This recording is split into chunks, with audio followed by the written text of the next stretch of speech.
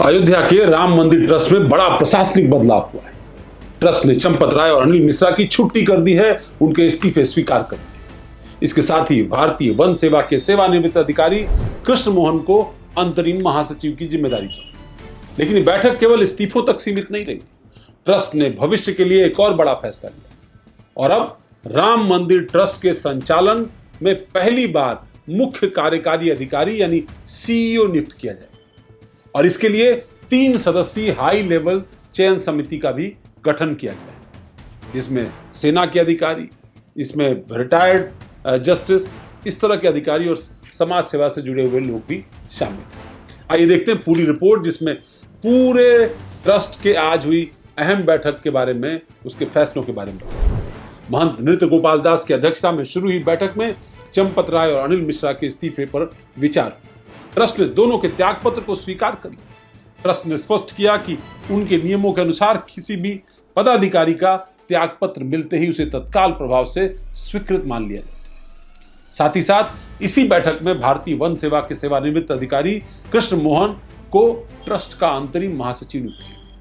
उत्तर प्रदेश के हरदोई जिले के रहने वाले कृष्ण मोहन लंबे प्रशासनिक अनुभव वाले और अब ट्रस्ट में वो नई जिम्मेदारी संभाले। हालांकि ट्रस्ट में पहले से ही वो सदस्य के रूप में काम कर रहे हैं। अब ये जानना भी जरूरी कि आखिर कृष्ण मोहन कौन है। दरअसल वे हरदोई जिले के रहने वाले हैं, उत्तर प्रदेश। भारतीय वन सेवा यानी आईएफएस अधिकारी हैं, सेवानिवृत्त हैं। कामेश्वर चौपाल के निधन के बाद उनको ट्रस्टी बनाया गया। दान चोरी मामलों में शिकायतकर्ता भी थे और अब अंतरिम महासचिव के तौर पर उनको नियुक्त किया गया है, तब तक जब तक ट्रस्ट पूर्णकालिक महासचिव को नहीं किया। कृष्ण मोहन वही व्यक्ति हैं जिन्होंने दान चढ़ावे में कथित चोरी के मामले में शिकायत दर्ज कराई। उन्होंने साफ कहा था कि मामले में शामिल किसी भी व्यक्ति को बख्शा नहीं जाना चाहिए। उन्हीं के एप्लीकेशन के आधार पर पुलिस ने पहली एफआईआर इस मामले में दर्ज की। कृष्ण मोहन ने कहा था कि दान चोरी में शामिल किसी भी शख्स को नहीं बख्शा जाना चाहिए। कृष्ण मोहन ने माना कि हाल की घटनाओं से सभी आहत। उन्होंने कहा कि ट्रस्ट के प्रबंधन और संचालन में कुछ खामियां थी, जिन्हें दूर करने के लिए आवश्यक कदम उठाए जाने चाहिए। साथ ही उन्होंने भरोसा दिलाया कि अब दान और चढ़ावे की पूरी व्यवस्था अधिक पारदर्शी तरीके से तैयार की। अच्छा, ये बात भी कही गई कि जो भी हुआ उससे सब आहत। प्रबंधन और संचालन में कुछ कमियां थी, उन्हें ठीक किया जाएगा। ये बयान ट्रस्ट की ओर से जारी किया गया। दान चढ़ावे की व्यवस्था पूरी तरीके से पारदर्शी होगी, ये भी ट्रस्ट की तरफ से कहा। बैठक का सबसे बड़ा संस्थागत फैसला यही रहा कि राम मंदिर ट्रस्ट में पहली बार सीईओ यानी मुख्य कार्यकारी अधिकारी पद सृजित किया जाए। अब मंदिर के प्रशासन और संचालन को अधिक पेशेवर और व्यवस्थित बनाने के लिए दरअसल सीईओ नियुक्त करने की बात चल रही है। इस बात का इशारा नृपेंद्र मिश्रा ने भी हाल के इंटरव्यूज में किया था।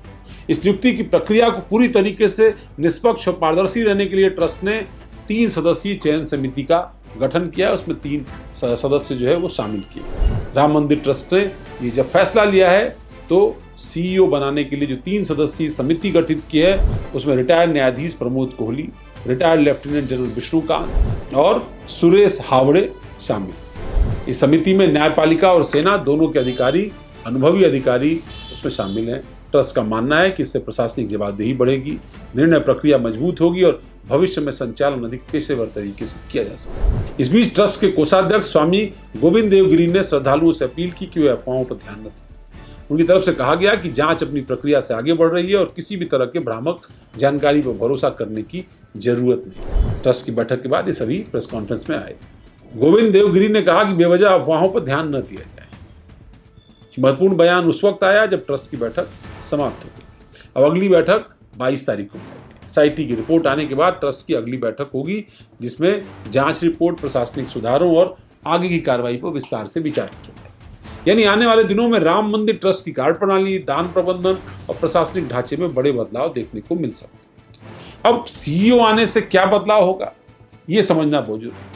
लेकिन सीईओ के साथ साथ ट्रांसपेरेंसी की बात सबसे जरूरी है। अब अनिल मिश्रा और चंपत राय के इस्तीफे तो स्वीकार कर लिए गए, लेकिन ये भी दिखाई पड़ा प्रेस कॉन्फ्रेंस के अंदर की पॉस्चरिंग की जाती रही कि चंपत राय तो अच्छे थे, उनकी नीयत तो अच्छी थी, पर लोगों ने उनका दुरुपयोग किया। अरे भाई, अगर आप जवाबदेह कुर्सी पर बैठे हैं, आपसे किसी ने गलत काम करा लिया या आपके मार्गदर्शन में या आपके अधीनस्थ किसी व्यक्ति ने गड़बड़ किया, तो आप पर जिम्मेदारी नहीं आएगी क्या?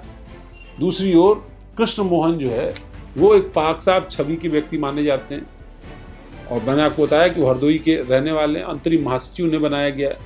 लेकिन ट्रस्ट में सीईओ नियुक्त करने का फैसला, चूंकि मैंने आपको बताया कि एक कमेटी करेगी, कमेटी निर्णय अपना 22 तारीख को सामने रख सकती है, उसके आधार पर भी निर्णय हो सकता है, 22 तारीख के बाद भी हो सकता है। लेकिन ट्रस्ट में कौन से नए मेंबर आएंगे, इस पर भी बहस शुरू हो गई। कई सारे लोगों का नाम चल रहा है, कुछ बीएचपी के ही प्रमुख कार्यकर्ताओं का नाम चल रहा है, कुछ साधु संतों का भी नाम चल रहा है कि उनको ट्रस्ट में शामिल किया जाए। लेकिन ट्रस्ट की सबसे बड़ी जरूरत क्या है? पेशेवर लोगों का यहाँ पर होना, जिनको प्रशासनिक अनुभव, जिनको ट्रस्ट चलाने का अनुभव, जिनको इस तरह की व्यवस्था में शुचिता स्थापित करने का कहीं ना कहीं दमखम हो, ऐसे लोगों की आवश्यकता कहीं ना कहीं राम जन्मभूमि ट्रस्ट के अंदर है।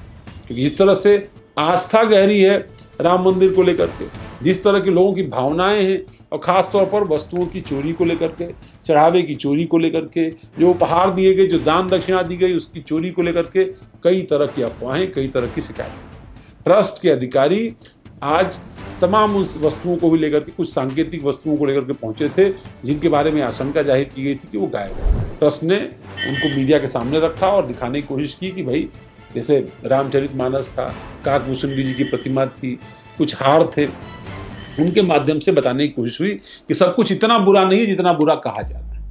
लेकिन सवाल ये है कि अगर इतना बुरा नहीं है तो इतने लोगों के पास इतने पैसे कैसे पाए गए? ट्रस्ट से जुड़े लोगों ने इस तरह गड़बड़ी कैसे कर ली? और पैसे बरामद हुए, पूरी ट्रेल मिली, नौकरियों में, भर्तियों में, वहां पर ठेके देने में गड़बड़ी हुई, इसकी जांच कौन कर रहा है, कैसे जांच हो रही है, उसके दोषी लोगों के खिलाफ क्या एक्शन हो रहा है, ये सारी चीजें भी जानने मिली। राम मंदिर ट्रस्ट इस बैठक के माध्यम से अपनी आंतरिक व्यवस्था को पारदर्शी तो बना सकता है, पर लोगों के हृदय में उतरना, लोगों के मन में जो ये गड़बड़ी हुई है इसके प्रति सही तरीके की तस्वीर सामने रखना, ये एक बड़ी चुनौती है। और राम जन्मभूमि ट्रस्ट को 22 तारीख को, यानी 22 जुलाई को जो उनकी बैठक होनी है, उस बैठक में उन तमाम तस्वीरों पर कहीं ना कहीं अपना रुख साफ करना होगा, ताकि और बेहतर स्थिति के साथ ये राम जन्मभूमि तीर्थ ट्रस्ट जो है उसकी छवि दिखाई पड़े और राम जन्मभूमि एक नए विवाद की तरफ न उलझे। आपको हमारी पेशकश कैसी लगी हमें जरूर बताइएगा। आपकी प्रतिक्रिया का हमें इंतजार है।